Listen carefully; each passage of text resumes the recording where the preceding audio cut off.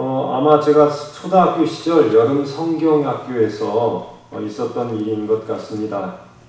한 번은 주일학교 선생님께서 하나님이 어떤 분이신가를 설명하시는데 영 귀에 들어오지 않았습니다. 듣고 나면 곧 잊어버리는 것이었습니다. 대략 이런 내용이었던 것 같습니다.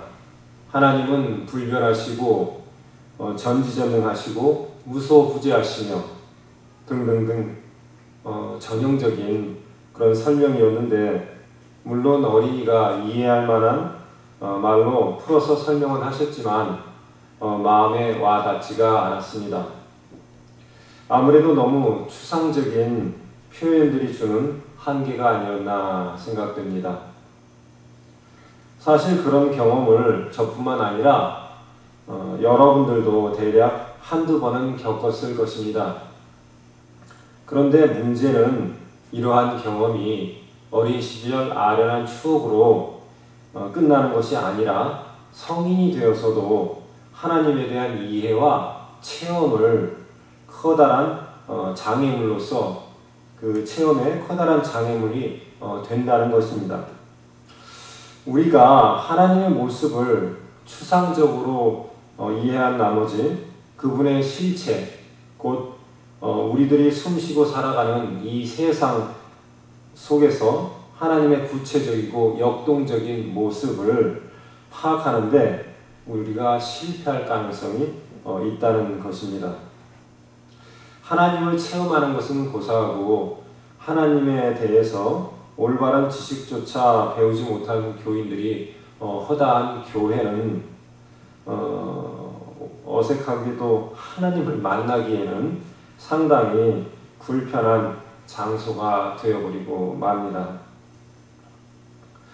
그러나 한편 구약성서를 보면 많은 저자들이 한결같이 인간들의 삶 속에서 구체적으로 그 사건들 가운데 끊임없이 개입하시고 역사하시는 하나님의 모습을 아주 섬세하고 박진감 있게 보도를 합니다.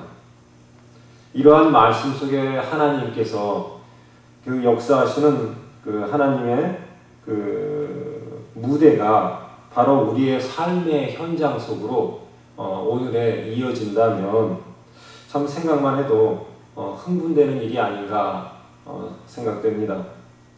여러분, 우리도 이러한 하나님을 한 번쯤 만나봐야 되지 않겠습니까? 그런데 이 하나님에 대한 사전 지식이 없이는 이 하나님을 만난다라는 것이 그렇게 쉽지가 않습니다.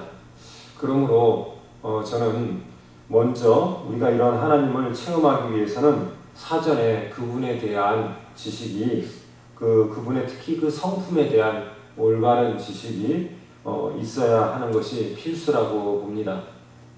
더불어 또한 하나님 당신께서 즐거이 자신을 드러내는 곳이 어디인지를 살펴봐야 할 것입니다. 오늘 이 본문이 담겨있는 신명기는 그 출애굽 사건 이후 이스라엘 백성의 40년간의 광야 생활을 정리한 내용입니다. 모세는 이 하나님이 이스라엘 백성을 그 약속하신 가나안 땅에 들여보내기 전 그 요단 저편 모압 땅에서 자신의 사역을 마무리하면서 이 신명기를 기술하고 이 땅을 떠나게 됩니다. 지난 40년을 회고하면서 모세가 이스라엘 백성들을 향하여 설교문 형식으로 하나님의 말씀을 대언한 내용이 이 신명기에 수록되어 있습니다. 특히 신명기 10장은 이스라엘 백성들에게 하나님에 대한 순종을 강조하는 장 후반부 모세의 권면은 작은 신명기라는 그러한 별명으로 불릴 만큼 신명기서의 핵심 내용들을 집약시켜 놓았습니다. 모세는 이스라엘 백성이 홍해를 갈라놓으신 그 하나님의 기적을 경험하고도 광야에서 40년간을 방황할 수밖에 없었던 그들의 과거를 돌아봅니다. 그 가운데 끊임없이 반복되었던 이스라엘 백성들의 그 하나님에 대한 불순종과 그럼에도 그들을 진멸하지 않고 용서하시고 구원하셨던 하나님을 기억하라고 끊임없이 권면합니다.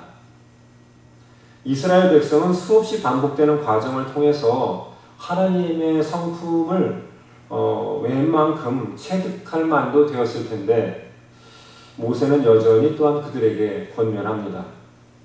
특히 오늘 본문 내용은 하나님의 성품을 드러내는 내용입니다. 정의로우신 하나님, 곧 하나님의 정의는 구약시대 국가의 흥망성쇠를 좌우하는 시금석이었습니다. 이는 이스라엘에게나 이방 민족에게나 구별 없이 공통적으로 적용되는 그러한 내용이었죠.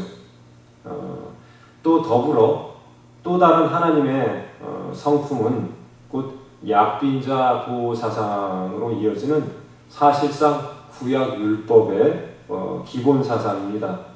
즉 이 구약 율법의 기본 사상이 다름 아닌 바로 그 전능하신 창조주 하나님의 성품으로부터 발원되었다는 것입니다. 모세는 신명기를 기술하면서 그 앞서의 모세 사경, 즉 창세기, 출애굽기, 레위기, 민수기의 내용들을 재해석하고 정리를 해놓습니다. 특히 율법 관련한 내용들을 기술하면서 약빈자를 보호하는 내용을 추가로 보강합니다. 이러한 율법의 중심 사상은 구약의 다른 책에도 이어져서 잠언을 비롯한 지혜문학과 시편 등의 그 성문시집 등은 가난한 자가 하나님을 통해 얻는 기쁨을 노래하는 것이 그 실제 내용이라고 합니다. 자, 이런 구약의 흐름 속에서의 이 본문 내용의 중요성을 이제 염두에 두고 우리 이 본문 내용을 알기 쉽게 우리의 말로 한번 옮겨서 경청하시겠습니다. 모세가 말하기를 이 세상에는 신도 많고 주도 많으나 여러분의 주 하나님만이 참 하나님이고 참 주님이십니다. 그분만이 크신 권능의 하나님이시며 두려우신 하나님이시며 사람을 외모로 판단하거나 뇌물을 받으시는 분이 아니시며 고아와 과부를 공정하게 재판하시고 나그네를 사랑하셔서 그에게 먹을 것과 입을 것을 주시는 분이십니다. 여러분, 예로부터 한국을 비롯한 이 동양 문화권은 가부장적인 권위주의가 전통적으로 대단히 강합니다. 아버지의 권위가 건강하게 세워지면 별 탈 없이 흘러가지만 그 권위가 남용되어 여러 가지 부작용이 일어날 수도 있습니다. 사실 건강한 아버지의 권위가 쉽지가 않습니다. 그러다 보니 애매하게도 하나님 아버지에 대한 이해가 이러한 가부장적인 권위주의와 연동이 돼서 어려움을 겪곤 합니다. 즉 하나님을 바라보면서 건강하지 못한 그 아버지의 권위주의적인 모습을 떠올리는 것이죠. 그래서 사랑의 하나님보다는 무섭고 징벌하고 진멸하는 하나님을 주로 떠올립니다. 하나님의 성품에 대한 이해가 지나치게 한편으로